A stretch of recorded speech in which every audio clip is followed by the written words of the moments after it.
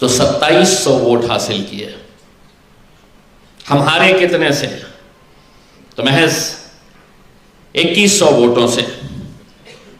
60 vote, 80, 150, 200, इतने vote. आखिर इनके होर्डिंग्स कौन लगा रहा था? इनके जलसों में 200 खवातीन, इनके रैली में कौन भेजा जा रहा था? किसे भेजा जा रहा था? इनके रिक्शे कैसे दौड़ रहे थे? कौन दौड़ा रहा था? मैं उस वक्त भी चीख चीख कर यह कह रहा था कि यह सारा पैसा भारतीय जनता पार्टी की तरफ से यह तमाम उम्मीदवारों को दिया जा रहा था। और आखिरी के 3 दिनों के अंदर वो उम्मीदवार जो बड़ी बड़ी बातें करते हैं हर दूसरे तीसरे दिन,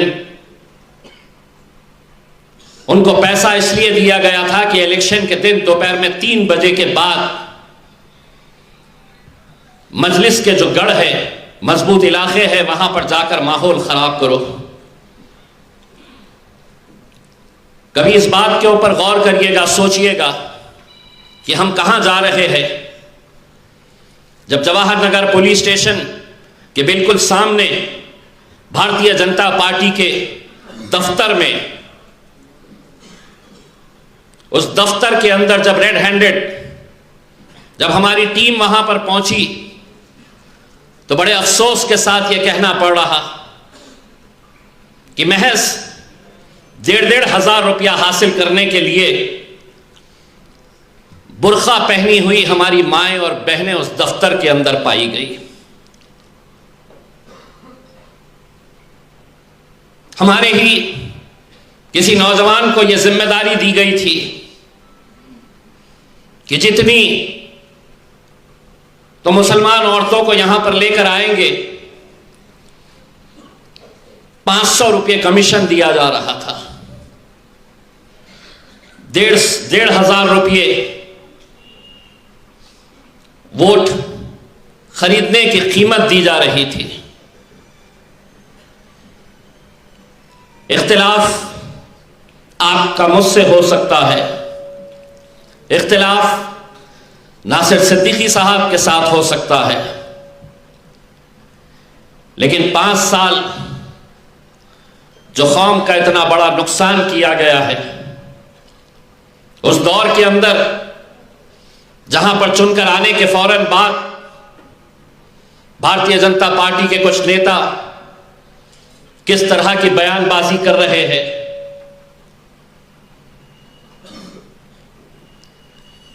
सारे लोगों ने यह बात का एतराफ किया कि इतनी सारी सीटें आई कैसी भारतीय जनता पार्टी की।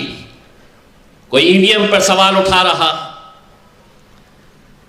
आखिरी घंटे में जो वोटिंग में धांधलियां की गई, ये सवाल उठाए जा रहे। इसको डाइवर्ट करने के लिए बड़ी ही चालाकी के साथ अजमेर शरीफ की दरगाह का मुद्दा लाया गया और मीडिया से कहा गया कि अब इलेक्शन की बेईमानी के बारे में चर्चा नहीं होगी, अब अजमेर शरीफ की दरगाह चर्चा का मुद्दा बनाया जाए करके।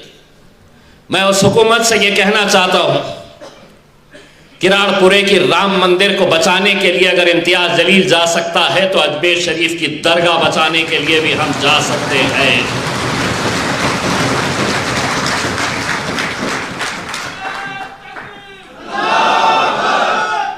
यकीनन हम जिस मजहब से ताल्लुक़ रखते हैं, मायूसी कुफ्र है। हमें हिम्मत नहीं हारना है, हमें हमारे हौसलों को बुलंद रखना है, पूरी हिम्मत के साथ आगे बढ़ना है। यकीनन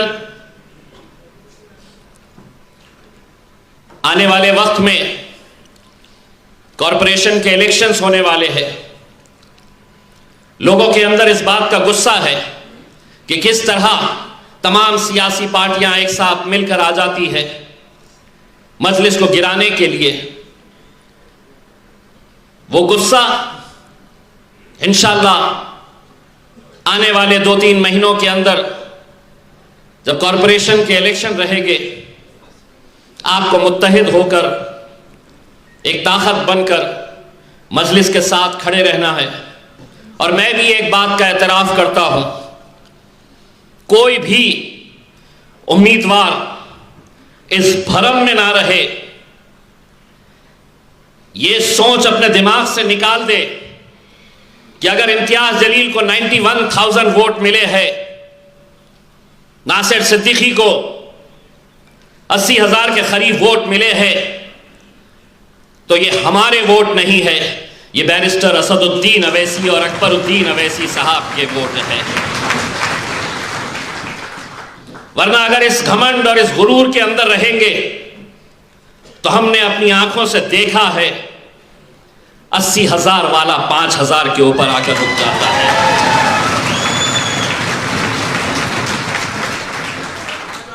ये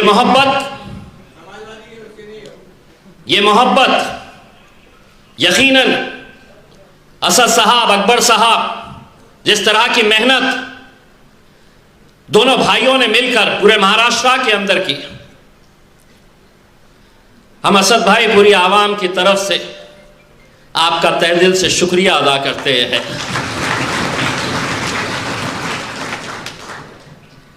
आने वाला वक्त मजलिस के लिए अच्छा वक्त रहेगा, मजबूती के साथ आगे बढ़ेंगे। आज गिरे हैं, फिर उठेंगे, फिर खड़े रहेंगे और अब चलेंगे नहीं, दौड़ेंगे इंशाअल्लाह। बहुत बहुत शुक्रिया।